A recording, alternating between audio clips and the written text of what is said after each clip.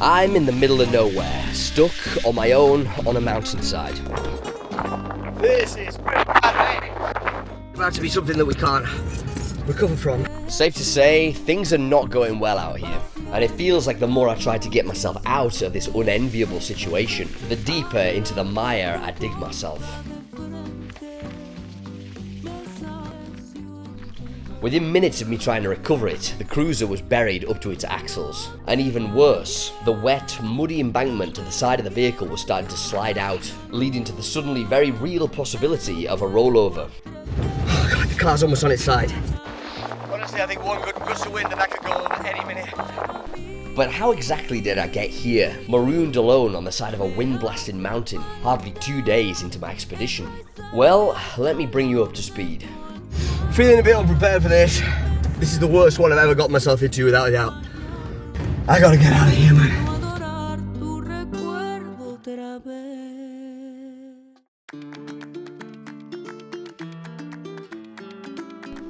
This is the Iberian Trail, a new multi-part overland film series that follows a world-first attempt to circumnavigate the Iberian Peninsula off-road, using only 4x4 tracks and trails. This is a concept that's fascinated me for years. Could it really be possible to circumnavigate a colossal landmass like this off-road? I gave up my home, quit my job, and upended my life to go find out.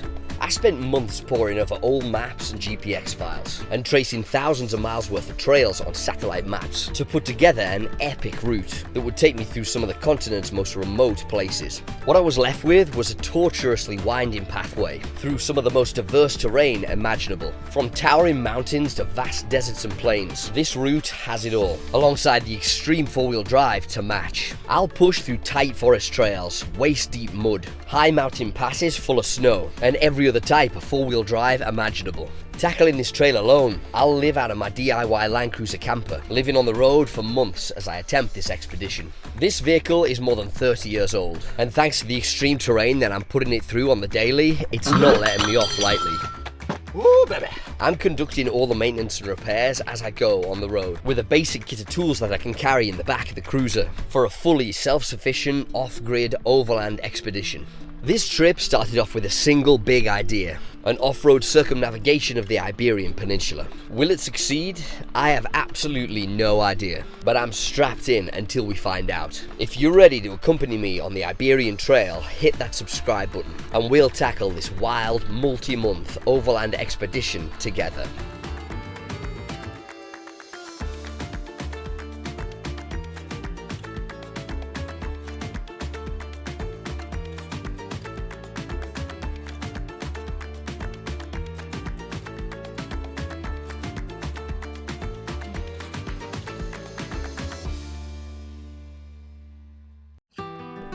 I'm in the Basque Country on the second day of my expedition. Behind the wheel of the Land Cruiser, I'm pushing deep into a vast network of forestry trails. At the very beginning of my journey, following a route that will take me westwards, deep into northern Spain.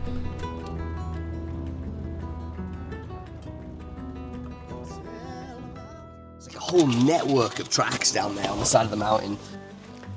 Okay, so this is clearly an area of forestry land. Yeah, check this out. This is just a huge network of trails all the way around here. Just tons of them going off into the distance. These are all trails. The views are just absolutely spectacular. Look at that. My position is on the wild and rugged North Atlantic coast of Spain, just westwards of the city of Bilbao, where the ferry that I'd arrived on had docked days before. I'm at the very beginning of my expedition, and this otherwise unassuming network of forestry tracks feels like the beginning of an epic tale that I'm only just beginning to write. Topography here is just stunningly beautiful, honestly. It's like rugged, gorgeous, like dramatic terrain. This is just everywhere. It's just absolutely bloody gorgeous, which I find amazing, honestly, absolutely amazing. It's the cruiser there in the background.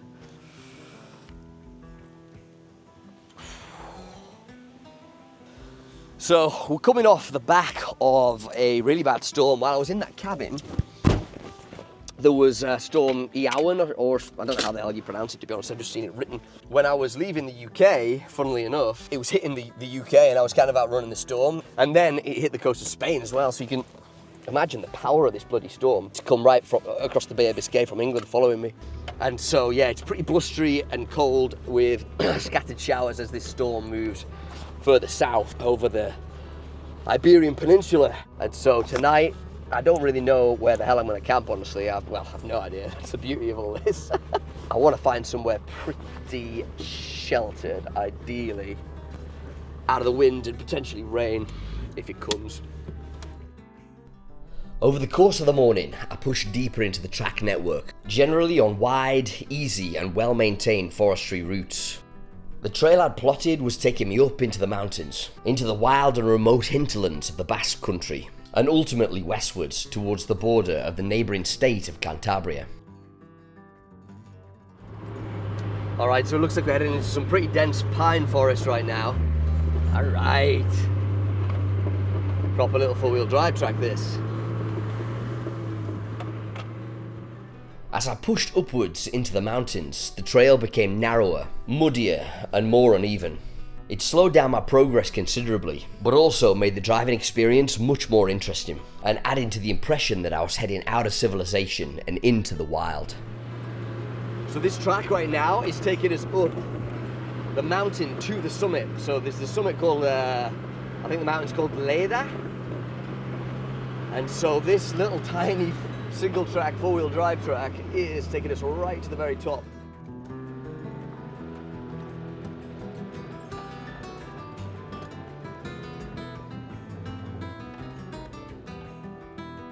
Wow.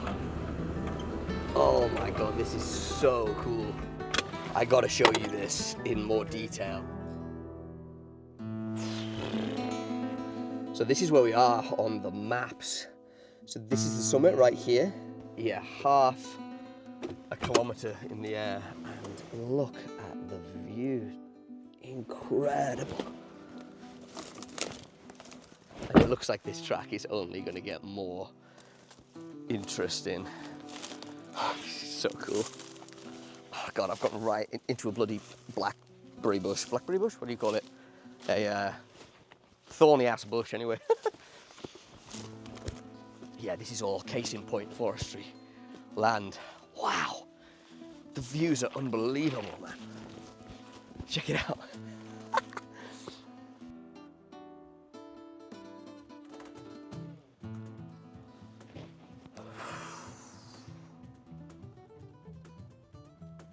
This is absolutely in the middle of nowhere, like truly wild. God, the topography is just stunning. I mean, look at that in the background. Those mountains just rugged, like, almost like they were forged by some violent event. And then in the distance, I could see the rain coming down in sheets. This is so cool. Oh my God, I'm having such a good time. I try and get down through all the bloody thorns. Ah. Okay.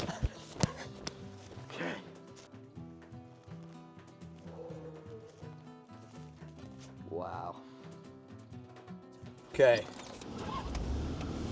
We'll continue down here in 4. I picked my way along the overgrown mountainside trail. With this amount of grass and brush growing on the track, I estimated that this place was very rarely used. My position is on the side of a mountain right on the border of Cantabria, on a track just below the summit, a 500-meter peak.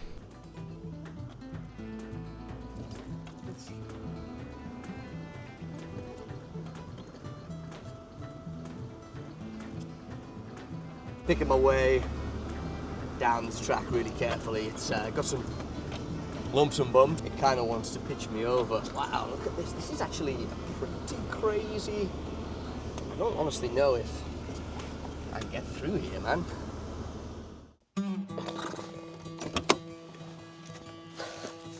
It looks extremely blocked here.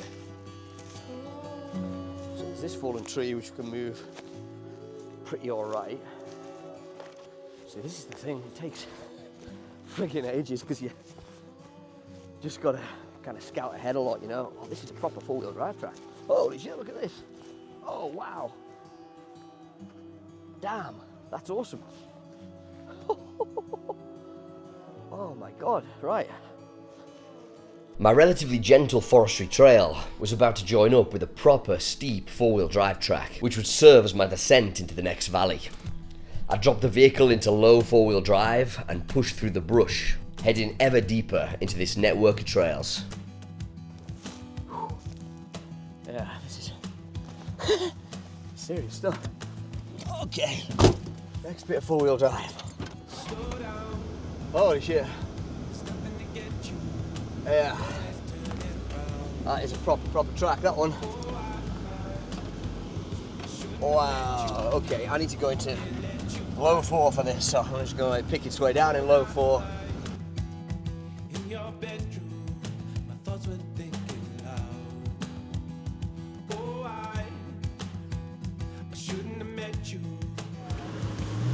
Wow!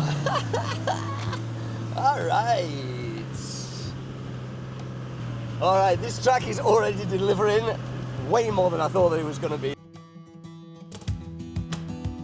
Slow down, there's nothing to get you, can always turn it around. Oh, I shouldn't have met you, I only let you down. All night, in your bedroom, my thoughts were thinking loud. Oh, I shouldn't have met you, I shouldn't have left you.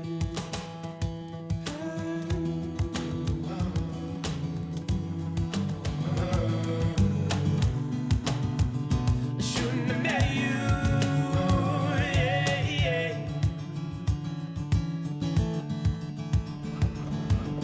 Alright, so we're pulling down right now into a tiny little hamlet. Oh my god, check this out, abandoned building to the right-hand side, left-hand side here, look at this. This has been an old church, and I am so going in to explore this. If you followed me for a while, you'll know that abandoned buildings are something that I absolutely love to explore, and I know that along this trail there's going to be absolutely tons of them. So yeah, this is our first one. Let's go check it out.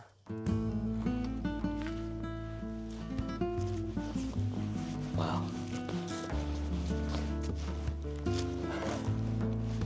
Yeah, this is old. Wow, yeah. Hello, putty. Don't know what that means. Wow.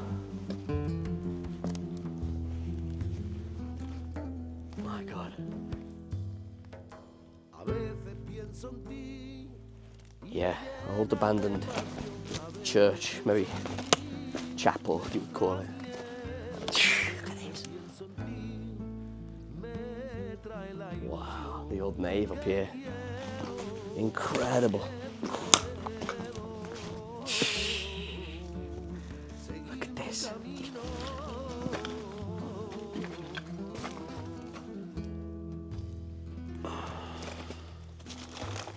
Yeah, that's the old altar in there.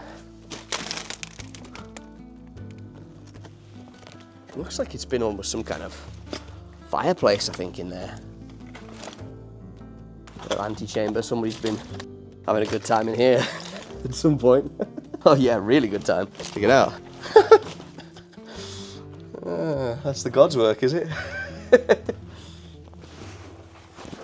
Wow. Old. See, that looks like a more modern construction. Somebody's had like a little kitchen here. But that's a really old drawer. Wow. Really cool. Look at this, like a huge corbel. Stone carved corbel that's fallen at some point. Imagine it's come down from there. The whole front wall of this church has collapsed in on itself. Massive beam.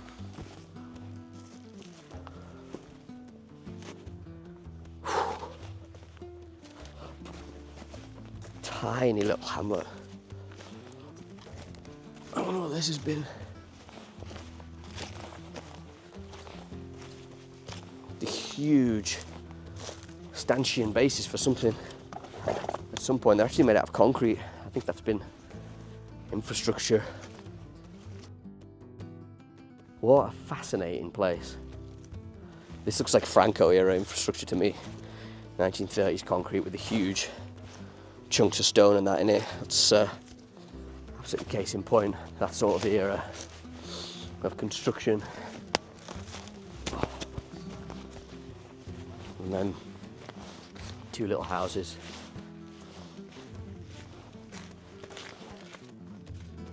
Little tiny hamlet in the middle of nowhere. Oh, this is so cool, man. This is really, really cool. Yeah, looks like we're probably going to go down into the valley now, I think, looking at the way this track is heading. So I'm going to put that back up into high and just reverse a few meters. It's a trick with the old vehicles. Reduce wind up in the transmission when you're switching between high and low. This here on the side of the building, it's I think a Basque independence support flag. In Caterin Colicoric. I don't know what that means, it's in Basque. The Basque language is a really interesting thing to hear and to see written, actually. It's extremely like a bony, spiny looking language, you know, like it has a lot of like K's in it. Inca, Rocky, Craca, stuff like that. It's exceptionally different to Spanish, which is much more suave, you know. I can speak Spanish to a reasonable degree.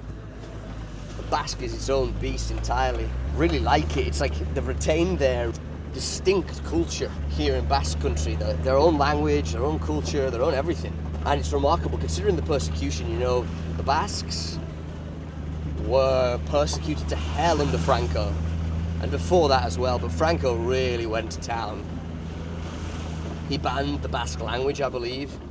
And they were persecuted under the Franco regime from the Spanish Civil War, pretty much right up until Franco died in the liberation in 1978. Can you believe that? Such recent history, like shockingly recent history. And I think I'll have to confirm this, and maybe somebody can tell me in the comments, but I believe that the Basque language was outlawed up until the 1970s. Franco was trying to rally everyone around the Spanish identity, united Spain. And, well, didn't work. Wow.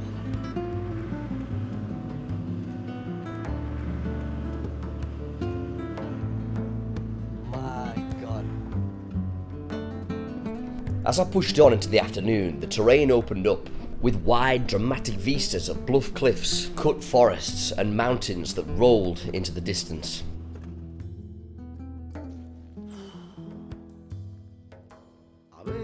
Wow.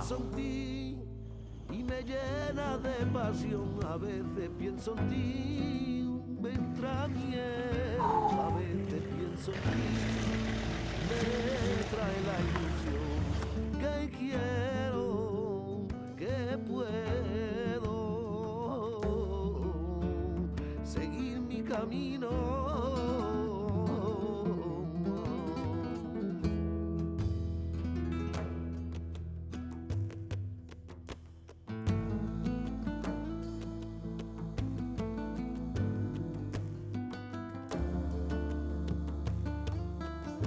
Look at how spectacular all this is. And this is some old construction, this. I'd really like to know what that has been part of. I think that's probably once part of a viaduct, I would say. Wow. The ominous bones on the way in. Wow, that's been a serious animal. I think a cow, honestly. Wow. Yeah, that's some old construction, stone built. The brick arch.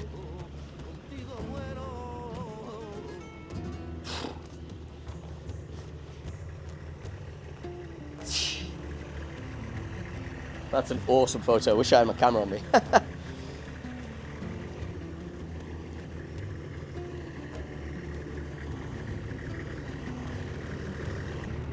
my God. This terrain is just utterly spectacular. It's just gorgeous. This is the dream, man. Just driving around these trails in the middle of nowhere, experiencing like the true, raw, rugged beauty of northern Spain, Basque Country. I pushed on westwards along the trail as the day began to draw in with dark clouds on the horizon. The track opened up onto a steep rocky ascent that brought the cruiser to a momentary stop as I tried to push it up the mountainside.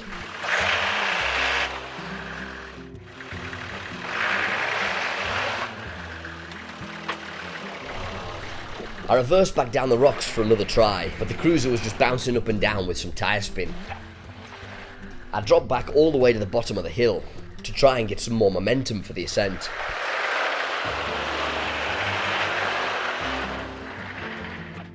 Tyre pressures are always a delicate balance on a trip like this, and on a multi-month expedition, constantly airing up and down is one of the first things to fall by the wayside, which I think was definitely a factor here. Yeah, I need to wear down my tyres, that's what's going wrong there. Back behind the wheel, I continued into this prehistoric looking landscape with rugged seams of rock protruding out of the mountainside and yellow gorse bushes thriving in the cracks and crevices. This place bore a resemblance to the moorlands in my home county of Cumbria in England, but the sheer vastness of the terrain was a constant reminder that I was far from home. The terrain around here is incredible. There's like stone spires like reaching out of the ground. I'm guessing this is like a seam of bedrock that's been like tipped right over onto its side at some point. God, look how gorgeous and rugged this land is. This is absolutely amazing. What a trail this is.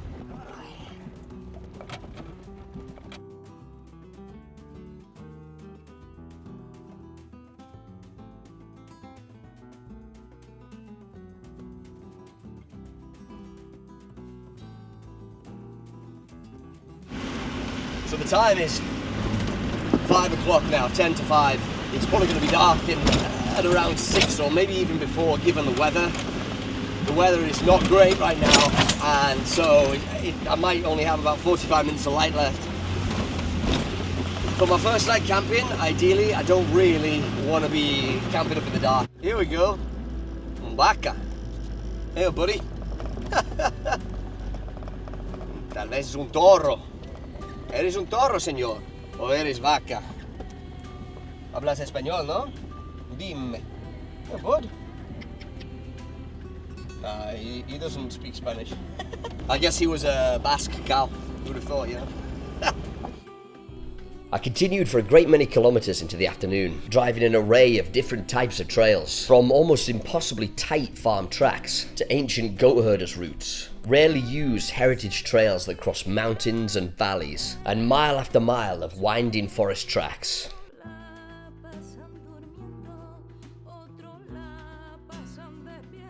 Both of my wing mirrors out, well and truly gone. Oh wow, okay. Jesus.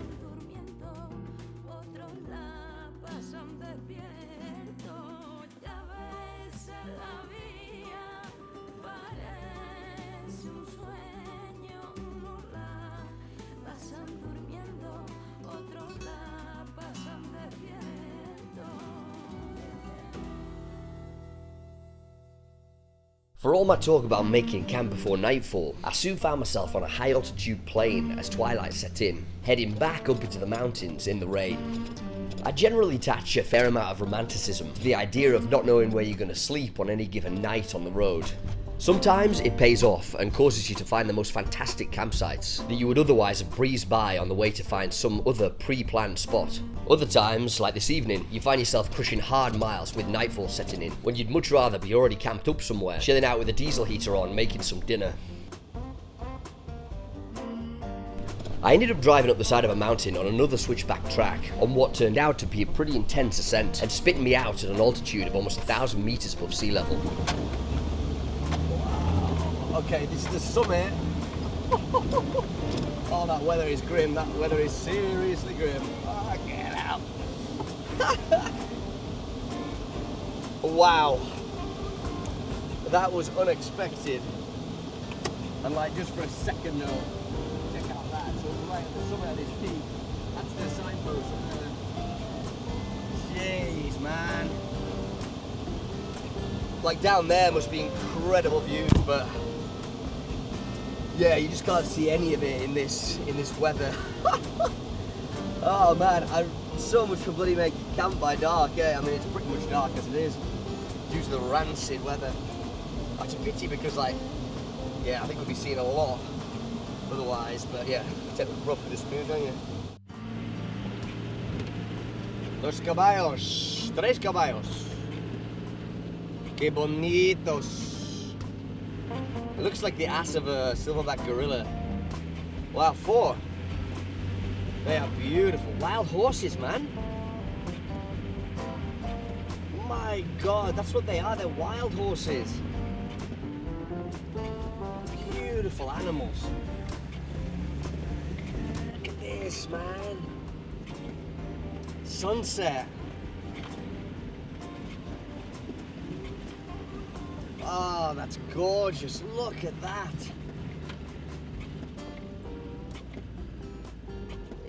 Look at that. This is just... what an indescribably gorgeous landscape. My God.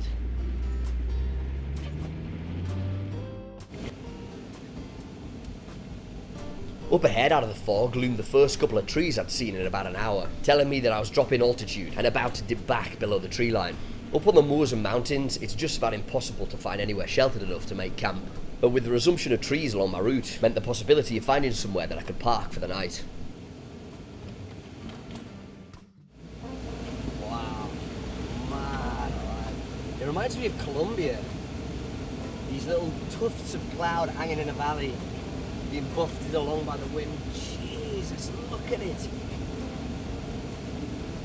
Dear God, it's breathtaking.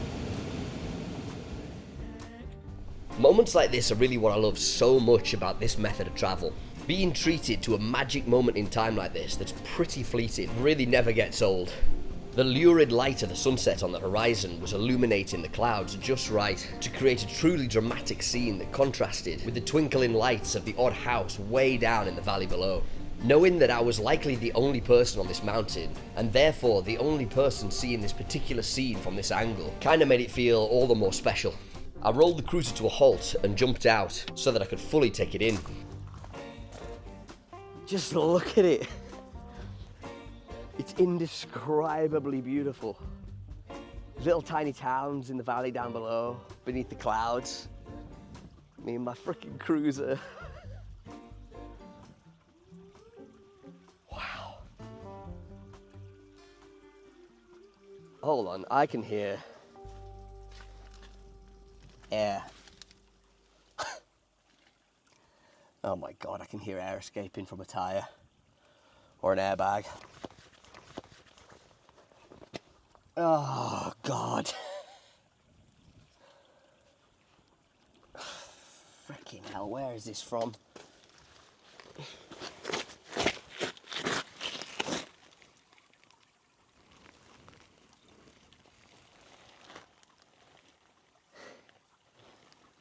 It's definitely from the tire, I think. Damn it.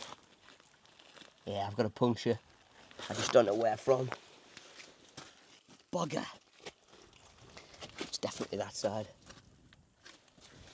Oh, I could do without this right now. Oh. Is it coming from the rim or... Oh, it's fucking wet under here. Oh yeah, it's coming from the rim, look. See that? That's not bad. That's not bad at all. I mean, it's a tyre off job, but... See, just bubbling through there. Ah, you know what? That, I think that is... Yeah, I think that is where I bent the rim on the Strata Florida in Wales. That's what I think that is from. There's a lot of like hammer marks on it. I remember the guy telling me at the time, like, you know, it might not last forever, this one. Shit, well, you know, it could be worse. It could be a lot worse, and it looks like a really slow leak, so it'll get us certainly down off this mountain and probably into the next trail. And then tomorrow morning, God, I'm hoping that it gets better in terms of weather. I can take the wheel off, try and batter it back into some form of shape. It doesn't look like a bad leak, so I probably will be able to do that. Oh God, you know, I tell you what, this to me says I'm gonna have to replace my rims. Almost certainly gonna have to replace my rims. Bugger. Yeah, let's see. See what we do then, eh?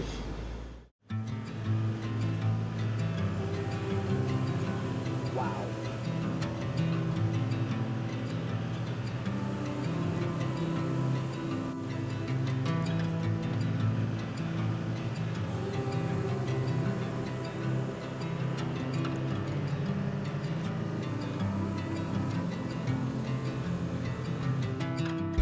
As night fell, I continued into the wild and remote interior of the País Vasco, pushing the Land Cruiser through valley floors and following the ridgelines and mountains as the sun dipped below the horizon and the light faded from the bruised and blackened sky. I was still looking for a place to camp, but with the intermittent wind and rain up here and the darkness making it more difficult to see from side to side and spot any potential places, it was all but impossible to find a place for the night. With nothing else to do, I just strapped in and continued driving, just banking on something coming up as I continued westward along the trail. A reflective sign flickered out of the darkness to tell me I was entering the province of Cantabria, marking my departure from Basque Country and the first major milestone in my push west through the wild Spanish north on the Iberian Trail.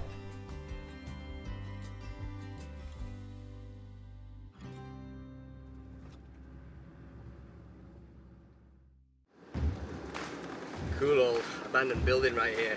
Wow. In the light, I would go to explore that. There's more of it here. It's like maybe a substation or a power station or something.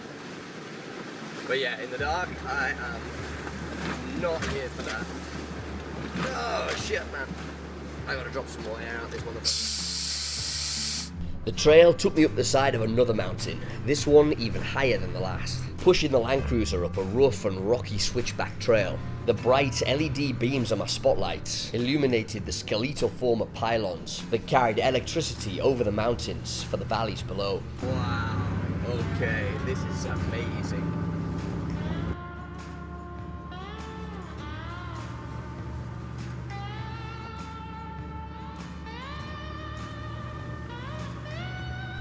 The lights of a city lay spread out before me, and I rolled the Land Cruiser to a stop to take in the view.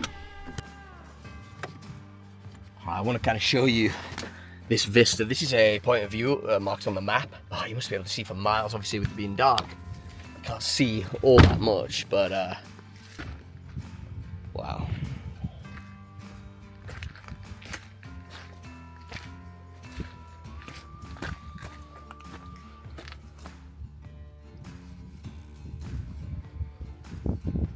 I pushed on into the night, following the Cordillera of a mountain range, first along the border of País Vasco and Cantabria, and then pushing deeper into the state of Cantabria itself, following high altitude tracks and still unable to find anywhere suitable to spend the night.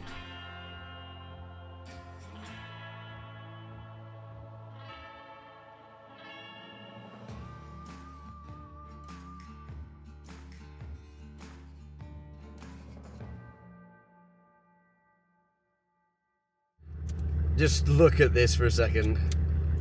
I am so high up on this mountainside. It must be incredible views, but I just can't see anything. Guess we carry on. I tell you what, I'm pretty freaking tired right now. Haven't been able to find anywhere to park. This is a lesson, honestly. You know, I saw a bunch of pull-ins in that forestry area, and I pushed on thinking like, oh, there might be something better, let's just carry on a little bit.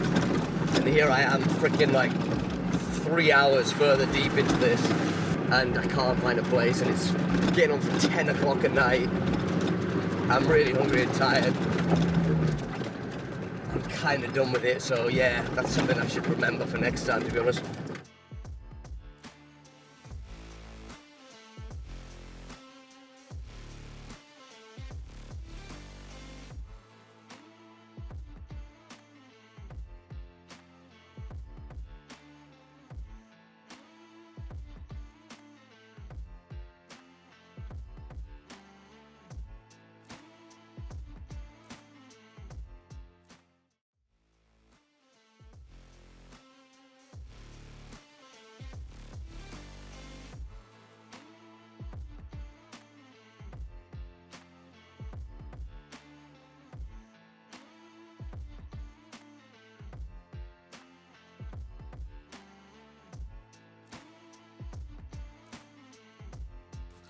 Oh my god, right, I'm kind of on the way back down that mountain now. That was a mad detour, honestly. I kind of ended up on the side of a mountain at night.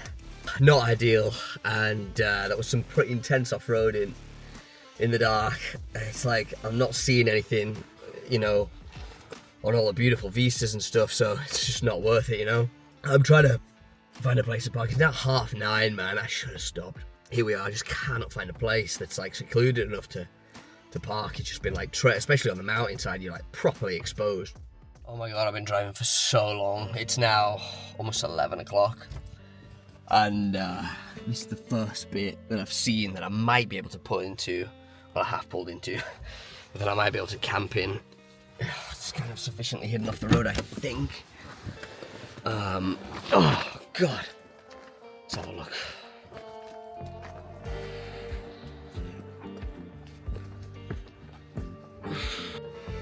God, I gotta say, that was really hard towards the end there. That was a bloody difficult endeavour. I'm, for the first night trying to find a campsite, that was really, really difficult. Just like driving and driving and driving to no avail. Trying different places, going through spectacular scenery in the dark because you can't find a good place. Yeah, that was not good in any way, honestly. Nights like this, when you're on your own, overlanding, are so hard. Oh, just lonely, to be honest. Like, I know, this is my first night. I've got to keep telling myself that it's my first night out here. And the first night's always tough, to be fair. But yeah, you just end up missing all your people, you know, your family, your friends. Wondering what the hell you're doing, like driving across random freaking mountainsides in the pitch black, like in four-wheel drive, risking your life. Just like, why am I doing this again? Oh god, sometimes it really gets to you, you know. I'm just tired and hungry, and I need to sort both those things out. Yeah, that was hard. I'm gonna try and make some dinner now. Alright, so I've got some soup going here. It's from my grandma. She sent me away with it a few days ago, and so it's time to eat it. And it's really coinciding with being like a quick, lightish meal because it's like midnight right now. But yeah, cooking this up in here in the camper. It's nice and warm with the night heater on. I'm feeling a bit better now. I think I was just kind of like, I'm at wit's end after an entire day, like 10, 11 hours driving off-road. Driving a lot at night when I didn't want to, and I just kind of like was going to pieces, honestly. You start to kind of like go a bit mental when you're consistently doing something you don't want to do, and you just have to keep doing it. But now in here, in the warmth, with food on the go, I feel a bit better. I think like you also start seeing like the world as like inherently hostile, you know, when you're like, you can't find a place to camp. It's like such a fundamental human thing, like a place, like a bit to call your own. When you can't find that, it's very unsettling. And so yeah, there was an element of that going on as well, I think. But yeah, I'm starting to feel better now. Right, it might not look like much, but that's a plate of comfort right there. I've got some bread cut up with butter on it, and then this. Ideally, I would put it in a bowl, but I appear to have lost my bowl, so yeah, it's like a broth. Just kind of like got washed up and all that after dinner, and yeah. Basically, I need to go to bed like right now, so yeah.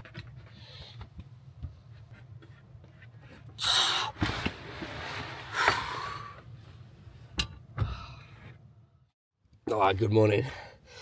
You'll notice I'm downstairs in the camper. Check it out. And that is because a crazy storm rolled in over the valley last night. You can hear that wind. Listen, the wind is like nothing I've ever experienced in this cruiser before. And I felt like it was going to rip the freaking roof off. It was a dramatic storm. It was shaking the car from side to side. It was like crazy movement, and got to the point about 2 or 3 a.m. where I thought I need to do something about this. So actually, I protect the camper. And so I had to drop the roof in the middle of the night and come down here and sleeping on the bench right now. And even still, the car was rocking from side to side like crazy. Very disturbed. And after a day like that, like yesterday, I really needed a good night's sleep. So I had a slow start today, to be honest. All right, it's absolutely Baltic. Let's go outside. Let's see what the crack is out here. I think I'm not going to be out there very long, judging by the weather. Wow. Right, this is absolutely spectacular, I've got to say. God damn.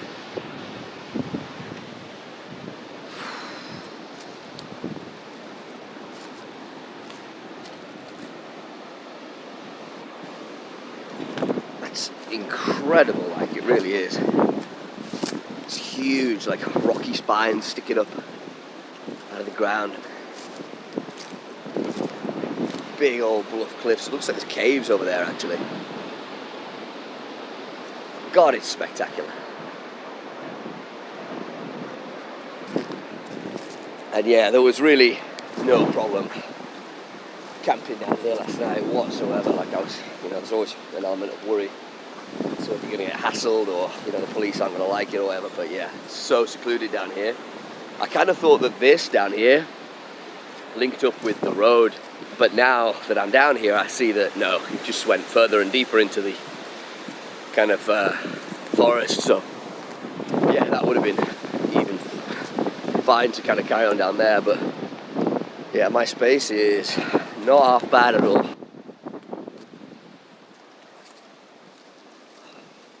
Let's check out this tyre that was leaking yesterday. You know what? It seems to have sealed itself up because that's the bit right there.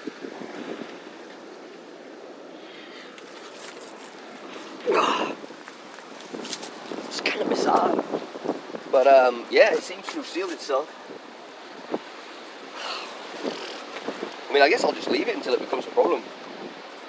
The tyre's holding air. Looks perfectly fine. Yeah. Yeah, if I could avoid having to take that off for now, freaking hell, I'm going to get back in the car. Then I'm going to do that because the weather is just gross. Right, time for breakfast. Alright, so it's time for breakfast, so let's see what I've got in my fridge here. So, nicely stocked fridge from the shop last night, so we'll use those mushrooms. This bacon needs using. Minced beef there, 2 fluid sausages, yeah, some mushrooms. I think that and a tin of beans, like King's English beans, you can never go wrong. And that will be a fairly simple breakfast for today. Obviously some bread that I've got left over from the last couple of days, bash some butter on there, that'll be it. Alright, so I've got beans on in here. This is my sink and cooker combo. So I've got running water here, which is awesome. It's fed by the tank underneath my feet here. I've got my beans here. I've got a full tin of beans in there. Maybe a bit much, but whatever. And then I've got mushrooms going in there. What I'll do is once the mushrooms are getting there, we'll put the bacon in the same pan and just cook it all in there. I'll put a bit of butter in both, bit of butter in there, bit of butter in there. And yeah, I think that's going to be a pretty good breakfast. Things are sliding because the car's on a slant. I have a really high metabolism, and I know from in the past, when I go traveling, I tend to reduce my normal calorific intake, and so I end up getting really skinny. And so yeah, yesterday was not a big food day at all. I just ate that soup last night. I usually have a big meal at night, so yeah, we're kind of making up for it today. Well, it's not very Basque cuisine, but it certainly is going to do the job. Right, I've got the kettle on to boil there. I'm going to do coffee. I'll just grind up some coffee. I've got a little portable grinder here for beans, because I've gotten really into like coffee beans recently. I'm getting old. But how long will that last realistically on the road? I don't know. It's just like an extra step in the morning when you're trying to like get out of here. But yeah, I'm gonna try and keep it up because I really do enjoy my coffee. I make enough for like going on the road with as well, so I'll make some, you know, to put in a little flask for the day. You know, people laugh at British cuisine, quite rightly in many respects. But there is something deeply comforting about it. Maybe that's just me because I've grown up with it, but yeah, mushrooms, beans, bacon, bread with jags of butter on it. Pretty damn good. We're missing an egg, missing some tomatoes, that'd be full English, and a sausage, and a black pudding. Alright, so we're just about packed up here in the camper, ready to go. It's not pretty really, it's pretty messy, honestly. But yeah, that is the reality of long distance, long-term overlanding life for you. It's yeah, it's just disorganized and chaotic. It's still kind of like in that phase of like getting things together, you know, first night camping actually in it, to be fair. I'll get into a groove with it, but yeah, these first kind of few days, or even a few weeks sometimes, are always just utterly chaotic.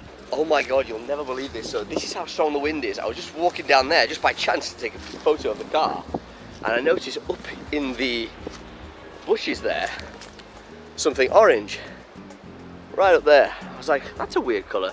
I recognise that colour. And then I realised, oh my god, one of my freaking recovery boards has been ripped off of the roof. Look at this, leaving the fixing bolts still intact. Look at that! And got up there. That's how freaking strong the wind is today. I have to go and get that somehow. That's insane. That's literally insane. Alright, I'll try and freaking scale it. Oh shit, that was a bit of a dumb idea.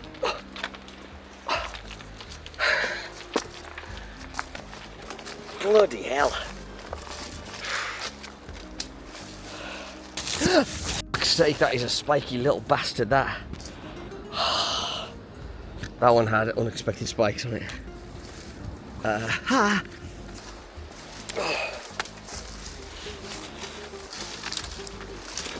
Oh. I'm glad I noticed that.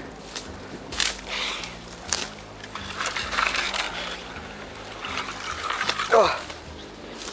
Wow. Alright, how's that for a friggin' view? Get down up here now. Kind of using this tree as a... God. Right, it's back up on the bloody roof. I freaking can't believe that. I mean, I knew it was strong in the night, but that is something else. Ripping a recovery board off the roof.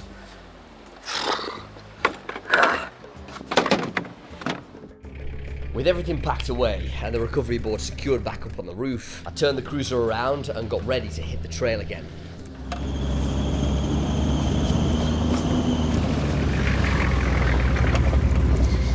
Before we go, I gotta check the fan belt because it's squealing a lot. I think it probably needs a little tightened up.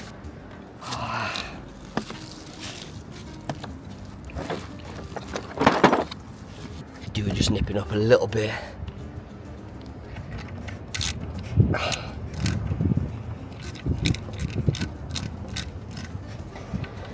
That on this, and we push it in further.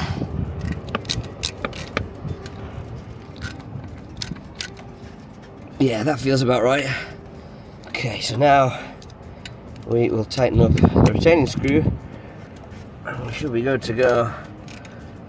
Should have killed our wine as we go up hills and stuff, hopefully. Okay, that's nicely nipped up. Put these back in their respective spots. So I'm using right now GPX Viewer. This is what I use to actually look at what the terrain is like and what the trail's like. Wow, there's a lot of obstacles on this trail, not very far ahead, so let's do this thing, eh? With a fresh coffee in hand, I pushed the cruiser up the hill and out of the culvert where I'd spent the night before, heading up to rejoin the trail where I'd left off, and excited for the day ahead.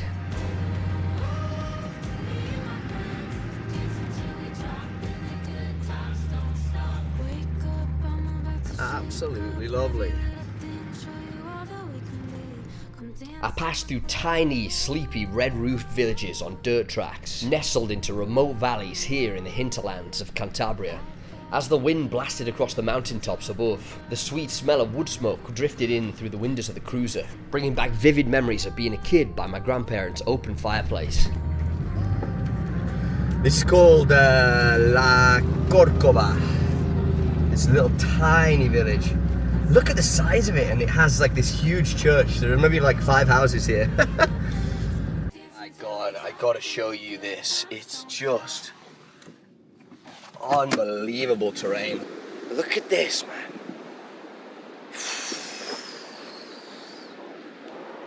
Wild.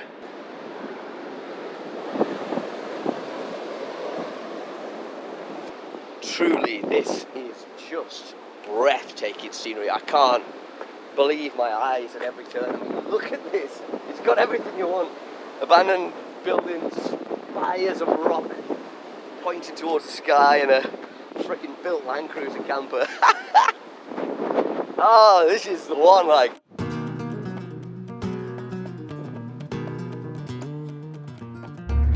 Look how utterly incredible this scenery is, like.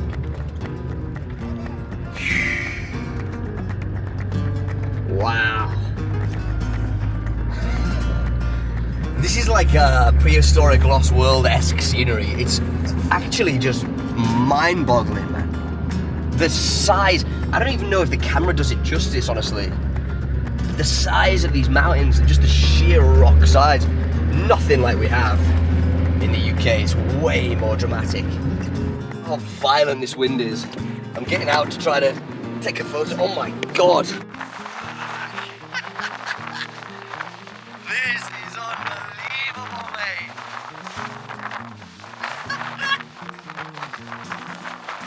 Oh my God. I don't need to stand up, guys.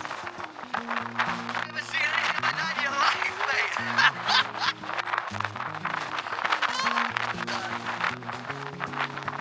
Oh shit. I was out there 2 minutes. The borderline freaking hypothermic. Oh my God. Like that, you would not survive out in like that kind of wind. Oh my God, you see the car rocking from side to side? Jesus, you get a car on. Right. This is so cool. I'm having such a great time. So, up here is, by all accounts, a lake. Like a mountain lake. So, let's see. Oh my God, you can see the sea. It's right, here's a lake. Oh my God, look at that. Have you ever seen such a violent lake? And look at the sea in the background. How mental is that?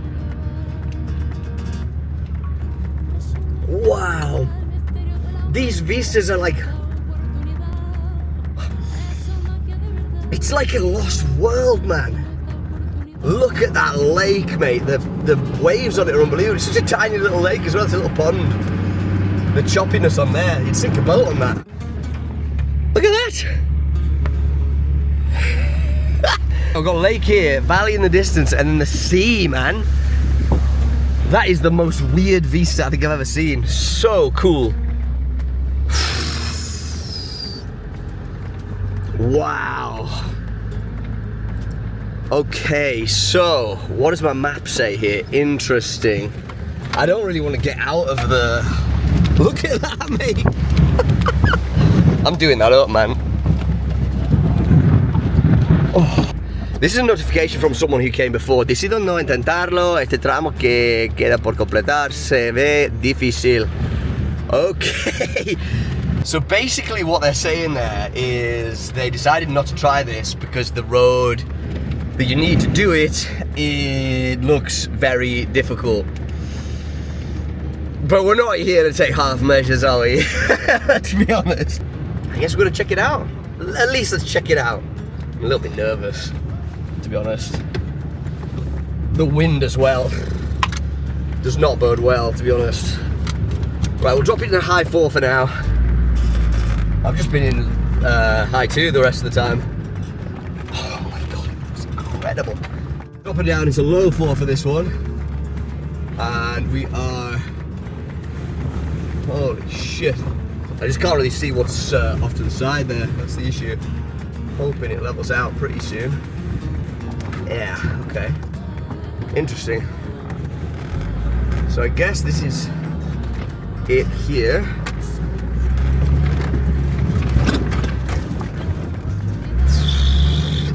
Oh shit, no, this disappears here. So this is quite bad actually. I need to get back to the place where I was. I could see immediately that the ground was absolutely saturated and the faint tire tracks of the trail disappeared down the soggy mountainside. Holy shit.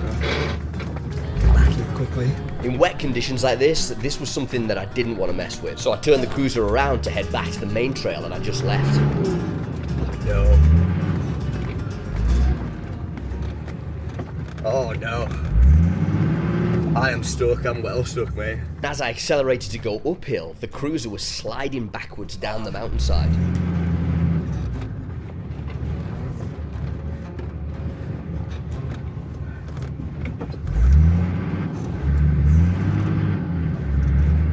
Oh no, no, no. As the tyres spun, I couldn't believe my eyes to find that the wind was actually pushing the almost 3-ton vehicle downhill.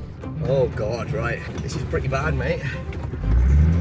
The vehicle was sliding backwards and now sideways. In a matter of seconds, I'd lost control of the direction of the vehicle, and I was starting to panic a little. Oh, bro.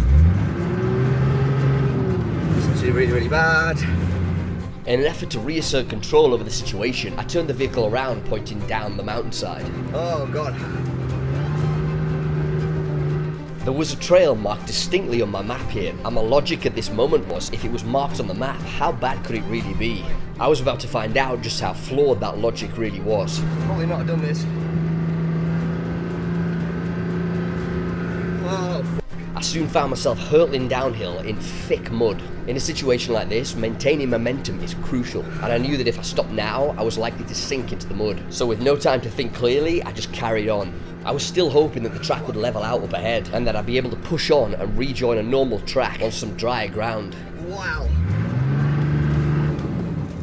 Okay, that is fucking crazy four-wheel drive.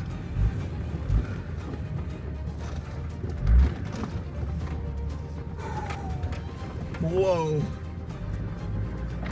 As the horizon opened up and the reality of the situation that I was in dawned on me, it was already too late to do anything about it. Oh my god, really? I can't.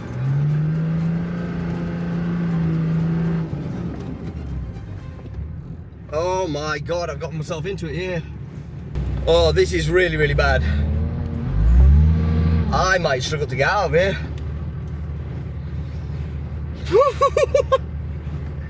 Right, yeah,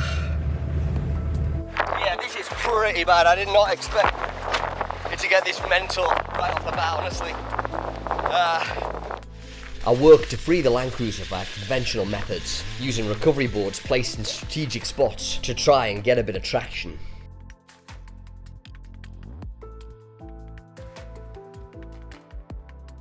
My efforts proved to be futile in the suction of the seemingly bottomless mud pit. This is pretty bad, mate. About to be something that we can't recover from.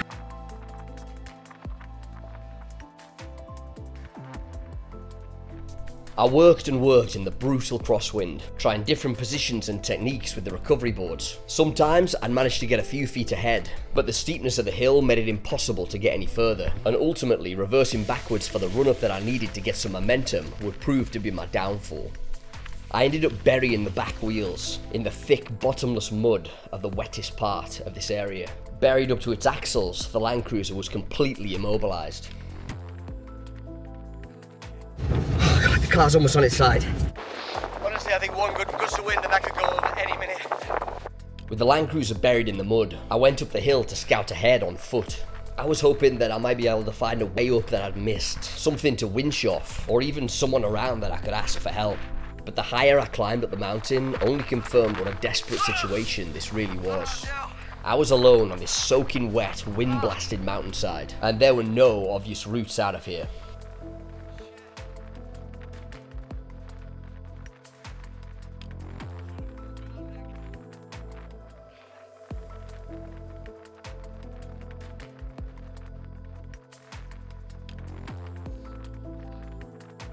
Oh my God. Okay. Feeling a bit unprepared for this. Did not expect it to be so mental. And that is really steep. I don't know if it really transfers on the video. This is quite bad. I mean, I could probably winch up it, it's just I've got nothing to winch off. And the wind, man, I mean, that is like petrifying wind. Oh God, I gotta get out of here, man. After desperately fighting on with the recovery boards for another 25 minutes and failing to move the car forward even an inch, I knew that I was going to have to start thinking outside of the box. I think what I'm gonna have to do is drop the rear spare tyre off the back and try and dig it in to use it as a ground anchor. That's all I can think. If not, I'm actually stuck. Yeah, this is really, really bad, honestly. My latest recovery effort had made the situation much worse. The back end of the Land Cruiser was now slipping downhill. The front driver's side wheel was now off the ground. And I knew if I didn't play this exactly right, it could end up in a rollover. I've got the spare wheel off. I'm gonna try and dig it in and use it as a ground anchor up there. Oh God. The cruiser is almost ready to tip. This is the worst one I've ever got myself into, without a doubt.